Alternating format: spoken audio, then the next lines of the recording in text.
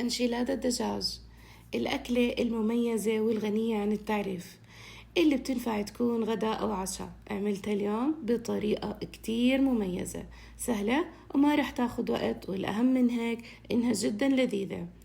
أول إشي بمقلة على النار رح ندوب زبدة ونحط عليها زيت، بعدين حنحط بصل شرايح ونحركهم بهالشكل. أول ما يدبل البصل معانا رح نحط عليه الفلفل الملونة، حنحركهم مع بعض، وبعدين حنضيف عنا الدجاج. تقريبا هنا استخدمت 400 جرام من صدور الدجاج. حنحركهم مع بعض. أول ما يبلش لون الدجاج عنا يتغير بهالشكل رح نحط عنا تشكيلة من البهارات. رح نرجع نحرك الدجاج مع البهارات كتير منيح ليختلط ويستوي الدجاج معنا. حنضيف شوية عندي من الذرة المعلبة وبنرجع بنحركهم سوا، وهيك صارت خلطتنا جاهزة. حنجيب عنا خبز التورتيلا حجم وسط، وحنحط عنا شوية جبنة، بعدين الحشوة، وبعدين جبنة. ممكن تضيفوا صوص أو اللي بدكم إياه.